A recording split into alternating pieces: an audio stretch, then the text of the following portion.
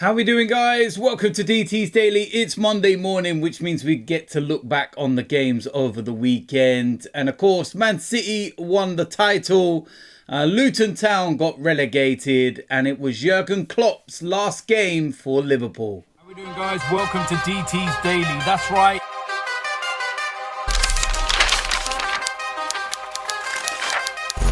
So, like I said, it's Monday morning, which means we get to look back on the games over the weekend. And it was a full fixture list because it was the final weekend of the season. That is it. It's done. Another 89 days to go until the Premier League starts again. So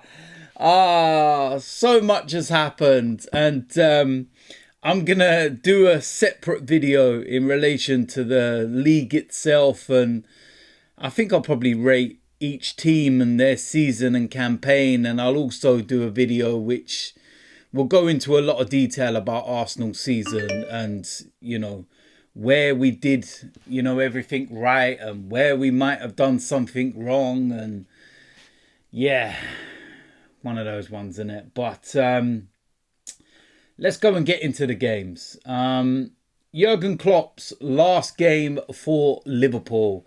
2-0 winners against Wolves. And two quick-fire goals before half-time was enough. And it was a very emotional day for Liverpool fans. And yeah, listen, it's going to be very different without Jurgen Klopp. Great manager. Done a lot of great things for Liverpool. And how will they fare under a new manager? Because there's going to be some changes now, and it's not all going to be plain sailing. And you know, they've got a good, you know, core of players there. The new manager will obviously want to implement his own ways and his own philosophies and bring his own players in as well. So that's where the change could be. So it may be a couple of years of, you know, uncertainty at Liverpool. We never know. They could hit the ground running next season. It could be great. We don't know. But Liverpool fans that I know that I've spoken to said that they are a little concerned. And you never know what the future holds when you have change after having a manager there for so long. And I know that all too well. So, yeah, a good farewell victory for Jurgen Klopp. Tottenham winning 3-0 at Sheffield United, and with the fact that Aston Villa lost at Crystal Palace, I think the realisation for Spurs fans is that if you actually went out and won against Man City, you'd be in the Champions League next season. The irony of Spurs fans singing about Arsenal bottling the league when they actually didn't, when you only have to look and say that Spurs have lost 5 of their last 7 games. There's only one bottle there. You bottle Champions League football. You lost 5 of your last 7. If you want to take it out of, you know, the context of the Man City game, let's look at all the ones before that. Newcastle, you know, what happened in that game. Chelsea. Think about it. And listen, do you know what? I'm not going to include Liverpool in this because they went toe-to-toe with Arsenal for 90% of the season and then only just faltered at the end. But the gap between the three and everybody behind is massive. And the fact that Chelsea, given the season that they've had, only finished 3 points behind Spurs, you've got no right to laugh at anybody. No right at all to laugh at anybody.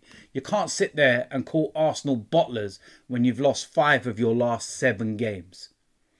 Chelsea, who have had a horrific season and have spent the majority of it in the bottom half of the table, have finished 3 points behind you. That is more embarrassing than Arsenal finishing second and losing on the final day of the season against a juggernaut in Man City. Think about it. Clowns. Spurs fans to a T. Luton against Fulham. 4-2 win for Fulham, and Luton have been confirmed relegated from the Premier League. It was always going to happen. They needed Nottingham Forest to lose and score about 10. So it was never going to happen. But listen, Luton have had a fantastic season, and everybody thought that they were going to finish bottom, lowest points total in history, etc., etc. But you know what? They made a lot of friends along the way, and I really do hope that they go back down to the Championship and they're able to fight at the top end and get them, themselves back up again. And second time round, they might do things a little bit differently and they might be better equipped. But yeah, listen, it was always going to be tough, but they have had a good season and they've, been up against it as well. And what they've been able to do, it just wasn't enough. But listen, they can hold their head high. That's for certain. Brighton against Manchester United. Manchester United 2-0 winners. 2 very late goals in this game. Wasn't enough to secure them European football, not even the Conference League. They finished outside those places. 8th place finish. Of course, if they do win the FA Cup, they will finish with European football because they get Europa League because of that. So it's not all done and dusted yet. But when I watch Manchester United, I can't see anything but a Man City win, to be honest. Let's be real about it. And yeah, at the end of the day, obviously Brighton, the situation with the manager now, what's going to happen with them? Where's he going to go? It's an interesting one, isn't it? But listen, it is what it is at the end of the day. Manchester United 2-0 winners, like I said, and we'll see what they do in the cup final next week. Man City 3-1 winners against West Ham. That secures the Premier League title. And you know what? Listen, it is what it is at the end of the day. I don't think many people even care that Man City have won the league. I think more people tuned in to watch the farewell to Jurgen Klopp than they did the Man City celebrations. Says everything you need to know about the club, really. Arsenal 2-1 winners against Everton. Very late goal, Kai Havertz. And yeah, listen, it wasn't enough. We did our job on the day, but ultimately we fell and 2 points short. And yeah, it's gutting, isn't it? Crystal Palace, like I said, 5-0 winners against Aston Villa. A massive win. Mateta with a hat-trick. And Crystal Palace have played some unbelievable stuff of late. Be interesting to see what happens with them, because there's a lot of talk about the manager could possibly move on, etc., etc. But yeah, they look really good. And they've really been in fine form at the end of the season, that's for sure. Newcastle 4-2 winners at Brentford. Very entertaining game. 3-0 up, 3-2, 4-2. And that secures European football for Newcastle. Chelsea 2-1 winners against Bournemouth. And they finished the season very strong. Caicedo with one of the goals of the season. Unbelievably good goal that was. And Nottingham Forest 2-1 winners at Burnley. Burnley relegated. Nottingham Forest safe. And yeah, it was just kind of a bit of a anticlimax, shall we say, in terms of the relegation places and whatnot. No real drama on the final day, but yeah, Sheffield United, Burnley, Luton all relegated, so the 3 teams that come up go straight back down. Of course, Ipswich and Leicester are coming into the Premier League. We don't know who's joining them yet. It'll either be Southampton or Leeds United.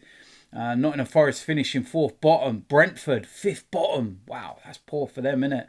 But listen, they'll be happy they survive. Everton 15th place. Wolves in 14th place. Fulham, Bournemouth, Brighton, Crystal Palace. Palace will obviously be happy because of the rivalry they have with Brighton, and yeah, they finish above them. West Ham in 9th. Manchester United in 8th. Abysmal season for them. Losing 14 games and actually finishing the season on a minus goal difference. Wow, that's staggering.